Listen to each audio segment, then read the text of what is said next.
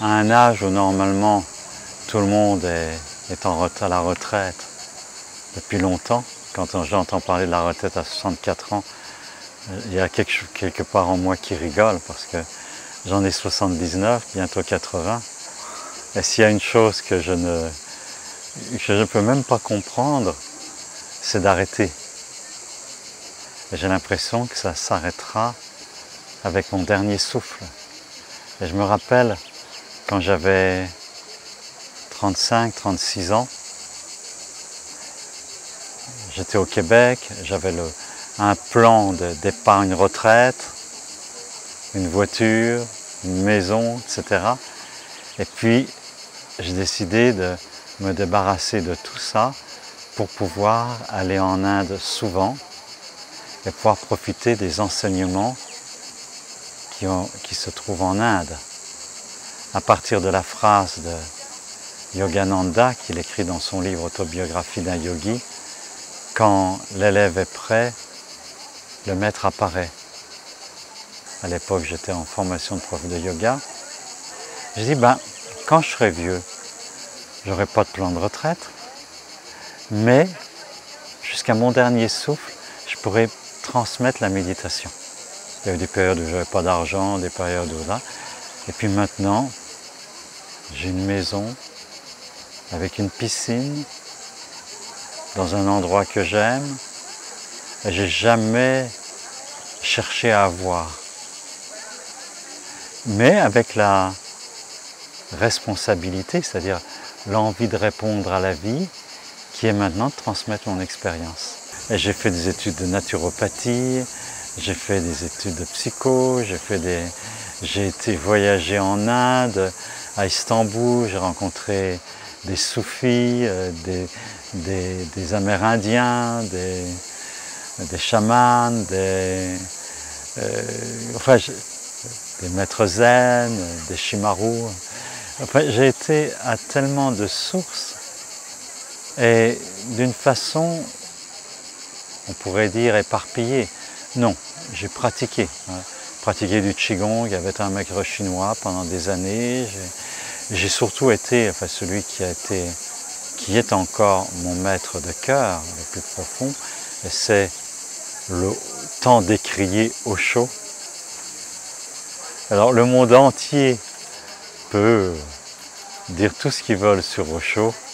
Moi je sais que c'est en anglais on dit un nasty guy, nasty, un mauvais garçon qui provoque de toutes les façons et qui en fait c'est pour nous éveiller, pour nous aider à nous éveiller, et c'est un cœur immense. Et le dernier cadeau qu'il m'a fait avant de mourir, il m'avait dit, Masta, parce que Masta c'est le nom qu'il m'a donné, alors que mon nom légal c'est Dominique Vincent. Il dit, Masta, tous les jours, prends quelques minutes pour descendre au plus profond de ton cœur. Dans ce silence au plus profond de ton cœur, tu entendras les battements de mon cœur. Et tout se passera bien. Alors, j'ai appliqué ça, aussi souvent que je peux, j'essaye d'écouter dans le silence de mon cœur. Plus profond, il y a le battement de mon cœur, puis après ça, il n'y a plus rien. Mais je n'ai jamais entendu quoi que ce soit. Et j'ai compris. Il y a le poète Kabir, qui est un des plus grands poètes et mystiques de l'Inde, qui dit « Écoutez le son du tambour qui n'a jamais été frappé. »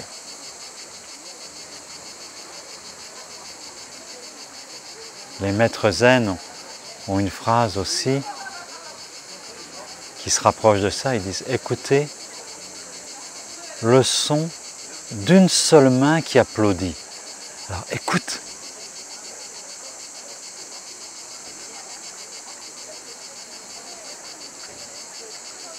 Et j'écoute plus possible le son du tambour qui n'a jamais été frappé, le son du cœur d'Osho qui est le grand silence. Et d'une certaine façon, au point où j'en suis, j'ai envie de cultiver dans le brouhaha de ce monde, à travers le brouhaha de mon propre mental, au-delà de ça, d'aller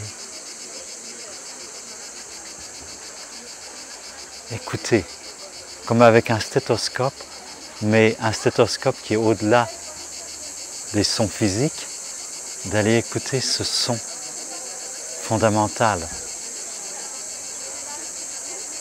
avant qu'il ne soit exprimé par le son haut, mais par la multiplicité des êtres, et de descendre là, d'écouter ça,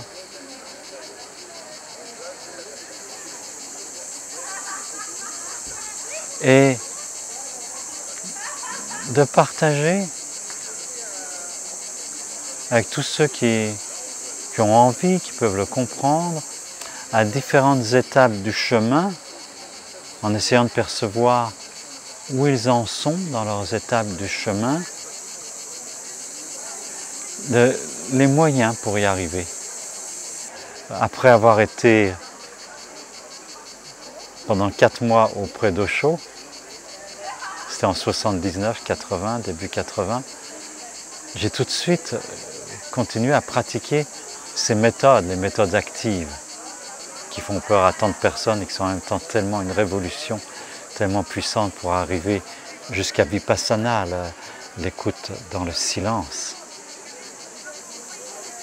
J'ai commencé à partager, tous les jours je faisais la méditation qui s'appelle Dynamique dans ma chambre, puis j'ai invité des amis, puis au bout de 2 semaines, on était obligé de relever le lit dans ma chambre pour qu'il y ait assez de place pour 4-5 personnes, puis au bout d'1 mois, on louait une salle à proximité, puis on faisait tous la dynamique, puis ensuite, quelques temps après, je faisais des week-ends avec les méditations d'Osho.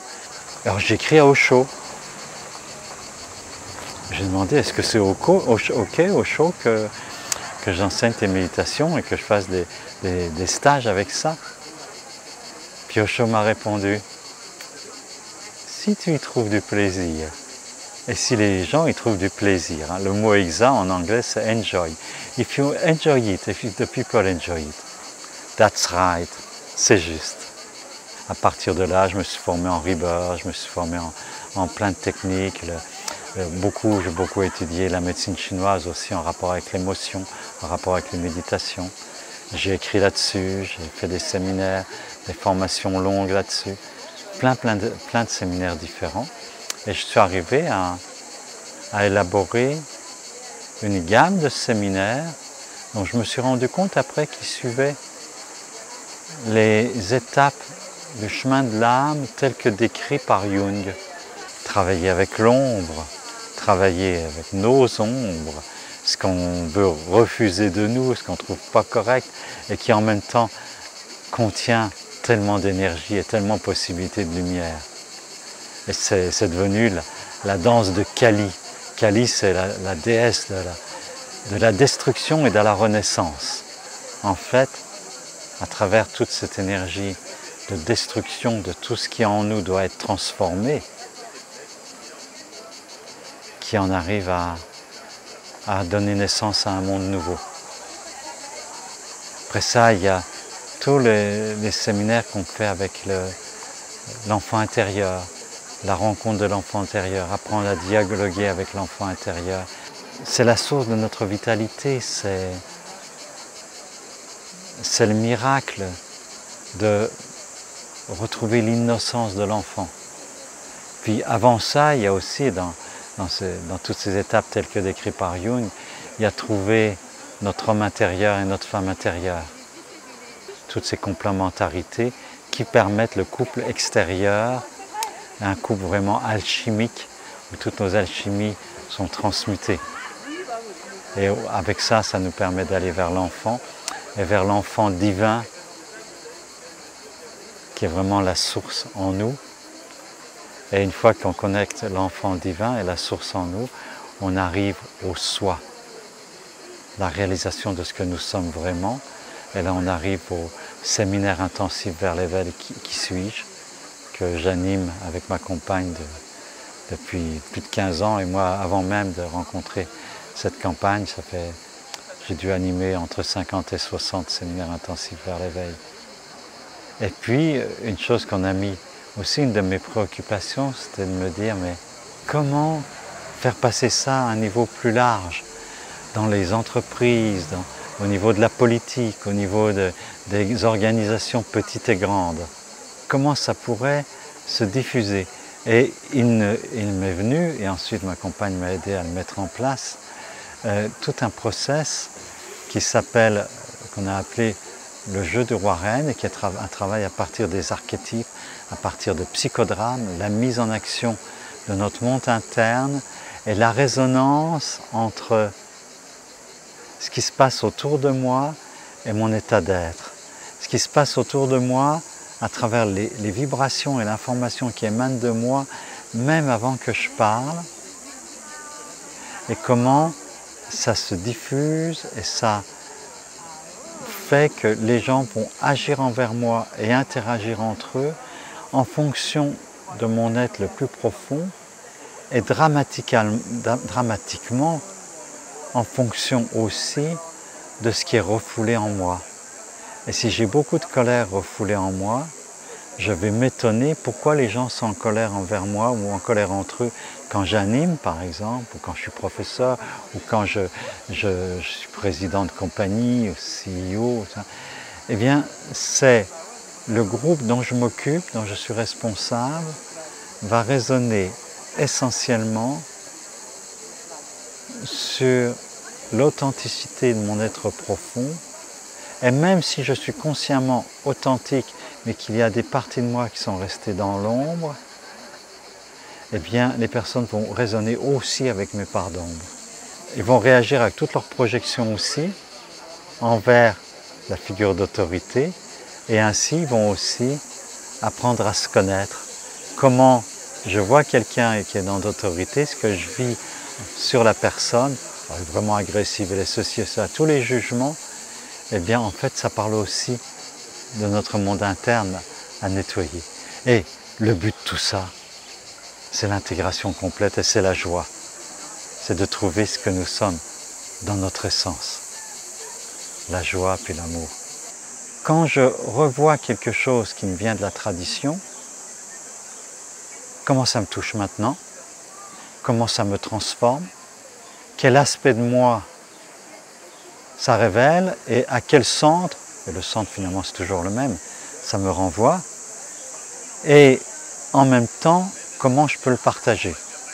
Et le fait de me poser la question comment je peux le partager et de me remettre à étudier, nourrit ma propre recherche. J'ai toujours fonctionné comme ça.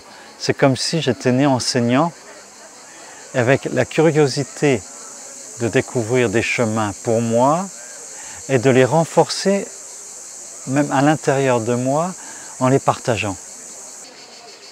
En Inde, on va dire c'est le karma, mais le karma c'est il faut que tout soit, ce qui doit être brûlé, tout ce qui doit être souffert, soit brûlé.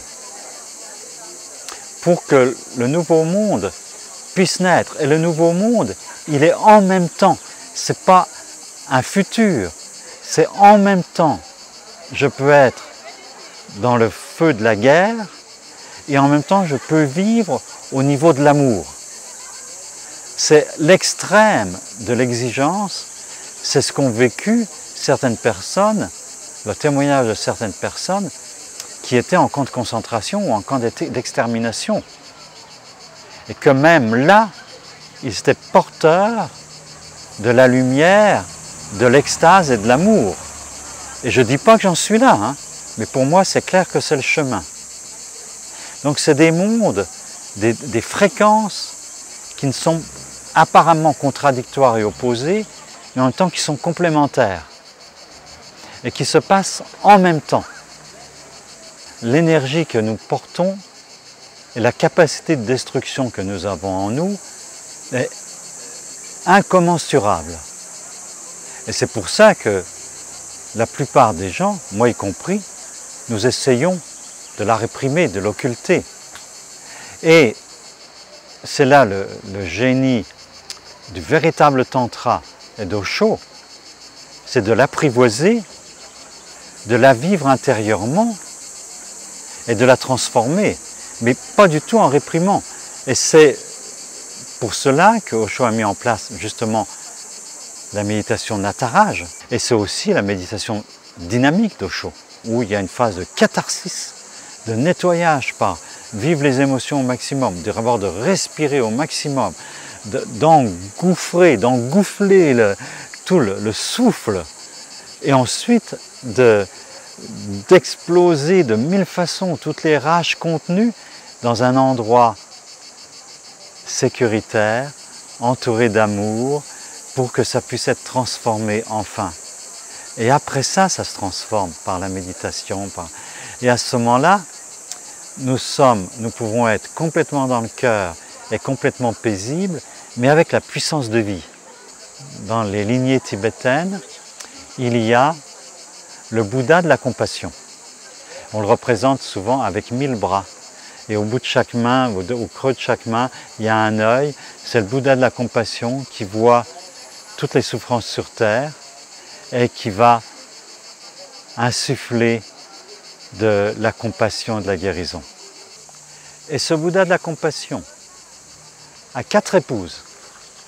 On appelle ça des paraîtres dans le bouddhisme tibétain. Il y a foudre de haine, foudre de perfidie, foudre de jalousie et foudre d'aveuglement, de refus de voir. Tu vois, quand on a les yeux rouges de colère et qu'on ne voit plus rien. Eh bien, pour devenir le Bouddha de la compassion aux 1000 bras, il doit embrasser totalement toutes ces énergies en lui. Évidemment, c'est un mythe. Il parle de toi, il parle de moi. Il parle pas, c'est pas un mythe au sommet des montagnes qui a un certain Chandama Rosana ou Avalokiteshvara qui est là, assis sur les nuages. Non, c'est notre réalité intérieure à mettre à jour et à assumer complètement. Et c'est la voie la plus rapide. C'est la voie de la foudre, c'est la voie de Vajrayana, c'est la voie de... Vraiment. Et là, le moment où en toi, tu as la capacité, sans en mourir, parce que c'est dur, hein, ceux qui transmettaient avant disaient, si vous écoutez ça, vous essayez de l'incarner, sans avoir la compréhension juste et le cœur, vous allez devenir une force de destruction et vous serez vous-même détruit par ça. Donc, si vous voulez vraiment intégrer l'enseignement de Chandama Rosana, vous avez intérêt à être vraiment mu par l'amour et pas par le désir de pouvoir. Autrement, vous devenez un monstre. Et le risque de notre époque, c'est de révéler ces puissances pour que ceux qui sont dans l'amour acceptent de le vivre et puissent être comme l'antipoison à ce qui se passe sur cette terre de destruction, pour la renaissance de cette terre. Et c'est une œuvre alchimique gigantesque. Et la méditation Vipassana, j'ai envie maintenant de l'enseigner en la rendant savoureuse, et non pas sèche et difficile, mais savoureuse et qui comble. J'ai vraiment envie d'initier, comme j'ai initié la méthode du jeu du roi-reine pour les entreprises, et maintenant ça roule quasiment sans moi, c'est parti, mais j'ai envie d'initier, même je rêve d'un néo-Vipassana Institute, un institut où vraiment on reprend avec les apports d'Osho, avec les apprentissages de l'amour intérieur comme moteur essentiel, et non pas à partir de la souffrance et de la dureté et de l'ascétisme, et en même temps que ça reste profondément Vipassana, tu vois, vraiment la conscience moment par moment. Et au-delà de cette existence dans ce corps qui passe, dans ces relations qui passent, de vivre l'essence même de notre existence et de se déposer, se reposer dans vraiment l'essence de mon être,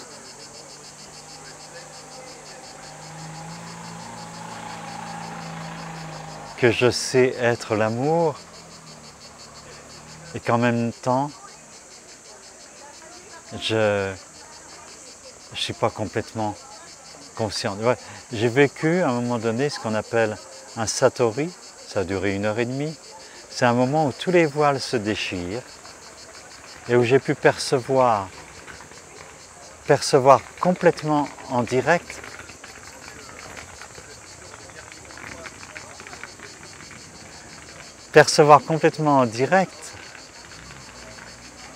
que la texture même de l'univers, de l'air que je respire, des personnes en face de moi, de mon propre corps, c'est une fréquence d'amour.